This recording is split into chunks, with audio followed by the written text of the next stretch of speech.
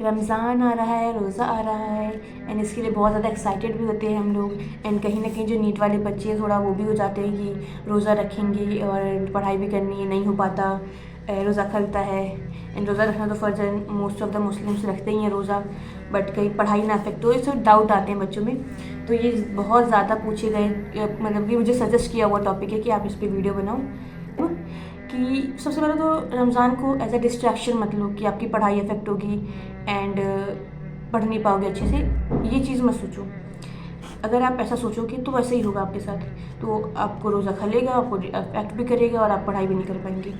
जो कि रमज़ान का जो महीना है ये बहुत ज़्यादा ब्लेसिंग का है।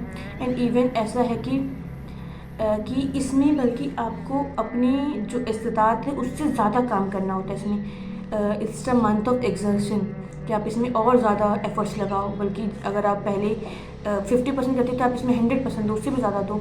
ये वैसा महीना है तो इसमें अपने आप को इसमें ये नहीं सोचना कि डिस्ट्रैक्शन है, एज अ रमज़ान डिस्ट्रैक्शन है आपके लिए, ये नहीं सोचना।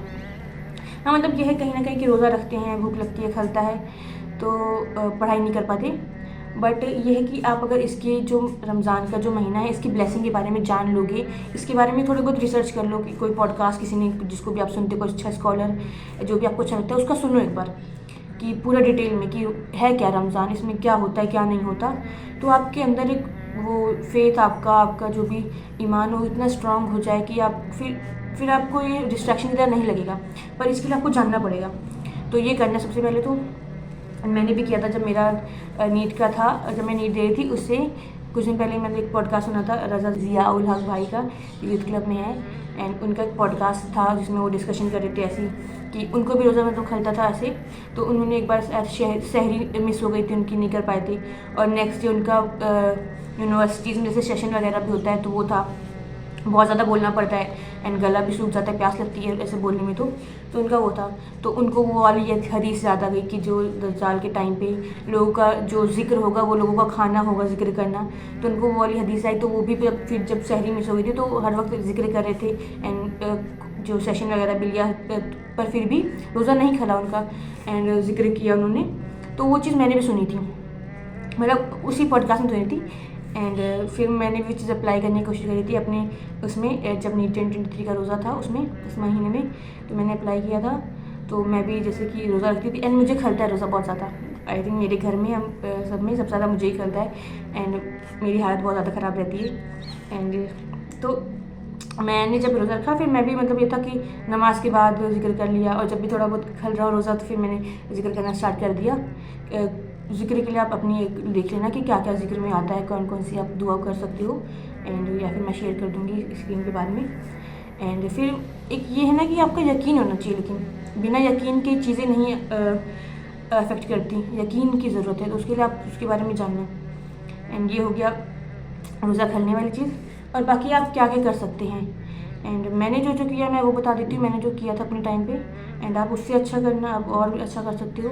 मैंने ज़्यादा कुछ नहीं किया था, मैंने बस यही था कि जब रोज़ा आ गया था कहीं ना कहीं अंदर हमारे होता सब कि हम 3 कुरान ख़त्म करेंगे एंड 3 कुरान और वो भी तफसीर के साथ पढ़ेंगे और भी चीज़ें। तो मैंने भी सोचा था, बट 3 कुरान नहीं ख़त्म किया था मैंने, एक ही कुरान ख़त्म किया था। और कहीं ना कहीं हम ये भी करते हैं, सोचते हैं कि कुरान ना ख़त्म करके सिर्फ तफसीर पढ़ना इंपॉर्टेंट है, तफसीर हमें पता होना चाहिए हम क्या पढ़ रहे हैं। ये ज़रूरी तो है, वैसे तफसीर ही पढ़ना चाहिए, तफसीर पता होना चाहिए, कुरान क्या क्या रही है पता होना चाहिए।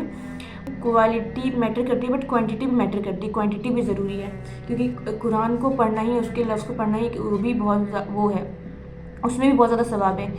क्योंकि मैं मतलब कि ऐसा सोचती थी कि मैं कुरान ना ख़त्म करके सिर्फ तफसीर पढ़ूँ, इसके चक्कर में ना तफसीर अच्छे से पूरी पढ़ पाती थी और ना कुरान पढ़ पाती थी।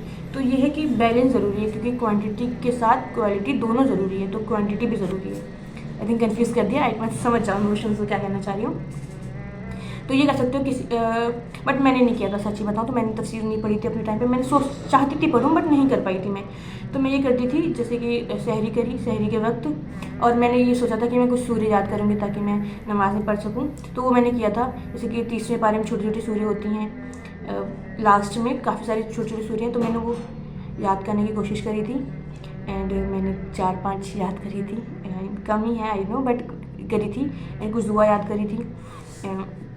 ये आप काम कर सकते हो। तो मैं सहरी करने के बाद मैं लाइन याद करने की कोशिश करती थी एंड कुछ दिन में एक सूर्य भी याद हो जाती थी। तो ये किया था मैंने।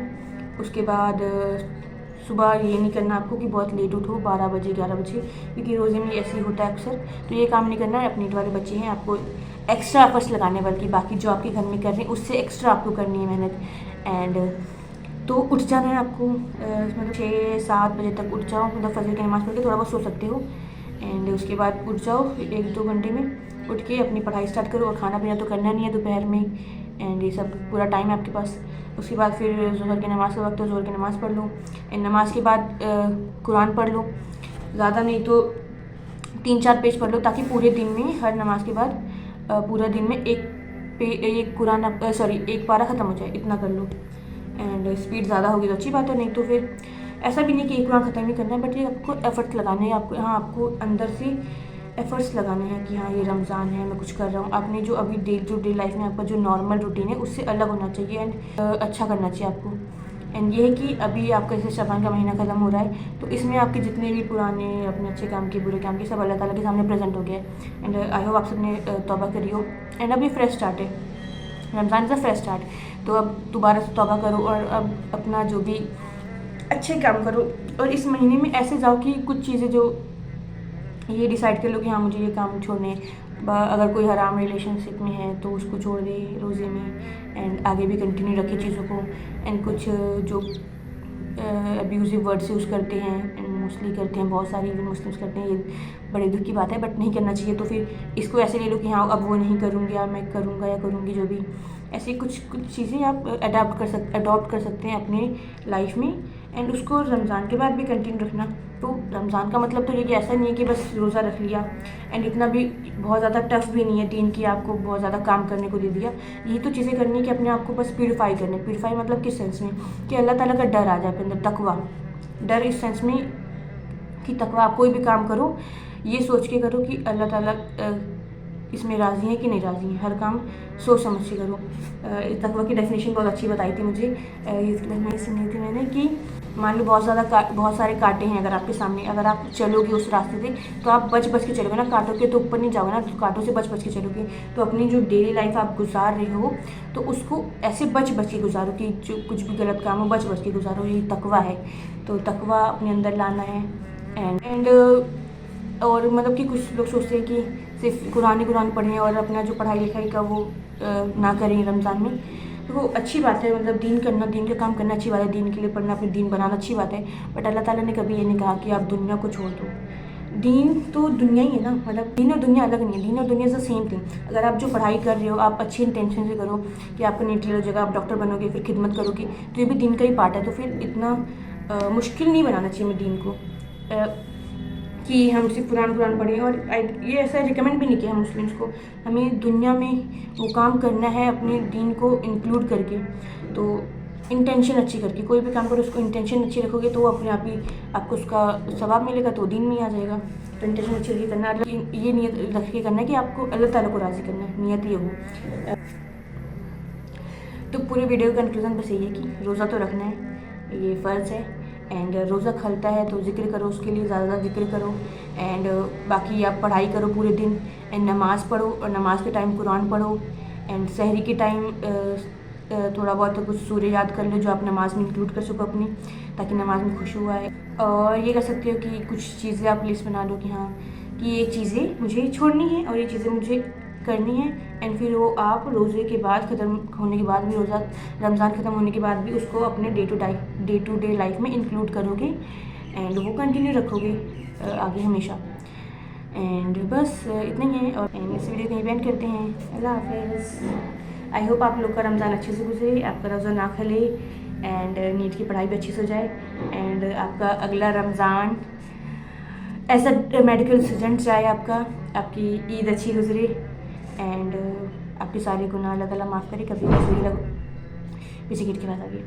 एंड अल्लाह ताला आपके सारे गुनाह माफ़ करे, कबीरा सगीरा गुनाह जितने भी सारे माफ़ करे, एंड आपकी लाइफ तकवी वाली गुजरी। एंड मेरे लिए भी दुआ करना। एंड बहुत चीज़ें मैं फ़ेस कर रही हूँ अपने ईमान से लेके कि लो और अप एंड डाउन बहुत ज़्यादा होता रहता है। एंड दुआ करना मेरे लिए भी, एंड मैं आप लोग के लिए दुआ करूँगी। आपका नीट अच्छे से हो जाए, सिलेक्शन हो जाए, एंड आपकी सारी दुआई कबूल हो। इस वीडियो को अब फाइनली एंड करते हैं। अल्लाह हाफिज़।